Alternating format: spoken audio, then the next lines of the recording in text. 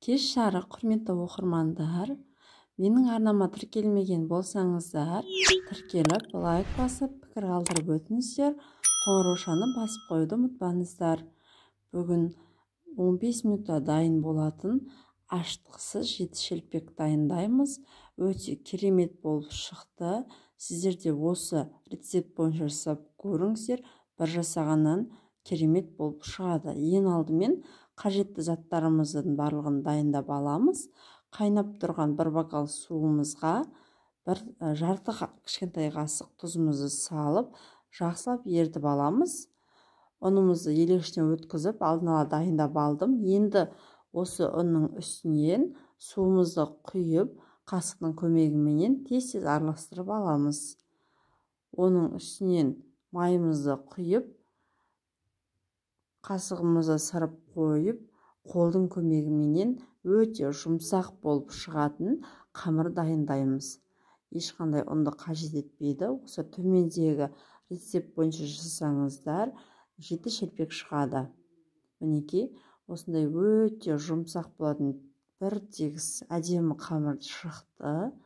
Енді қамырымызды 15 минут көлемінде демалтып аламыз. Мінекей, мен қамырымды 15 минут демалтып алдым. Енді осы қамырымызды бірдей етіп, жеті бөлікке бөліп аламыз. Үйіңізге қонақ келгенде, жұмысыңызға асығып бара жатқанда өте тез дайындалатын жеті шелпектің түрі. Дәмі де керемет болып шығады. Міндетті түрде жасап көріңіздер. Мінекей, барлығын кесіп алып, осылай дөңгелекше етіп, барлығын золаға келтіріп аламыз. Мінекей, мен барлығын дөңгелек етіп алдым.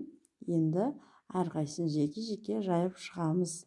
Жұқа етіп жайыңыздар. Екі бетте де жұқа болу қажет.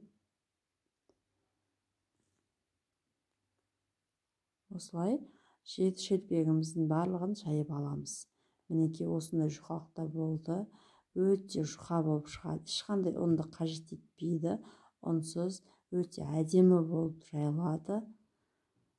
Мінекей, мен барлық жеті шелпегімді жайып алдым. Енді осы уақытта майымды қыздырып, қызып тұрған майымызға салып, көп та тұрып қажет емес, 20-25 секунд тұрғаны жеткілікті. Бұл қызармайды. Ақ шелпек, қатты қызартам деп не істемеңіздер, көп ұстап қоймаңыздар, қатып қалуы мүмкін. Бұл өзі сондай ақ шелпек болып шығады. Дәмі де керемет болады. Міндетті түрде менің арнама тіркеліп кетіңіздер. Алдағы уақытта көптеген түрлі оңай рецептермен бөлісетін боламын. Қоңыраушаны басуды ұмытпаңыздар. Бұдан былай менің рецепттерім сіздерге алдыңғылардың бірі болып көрініп тұру үшін. Мінекей, менің шелпектерім дайын болды. Өте әдемі, жұп-жұмсақ, хрустящий болып шықты. Дәмі де керемет болды. Төмендегі рецепт бойынша жасап көріңіздер. Бір үйреніп алсаңыздар, өте жылдам дайын болатын шелпектер.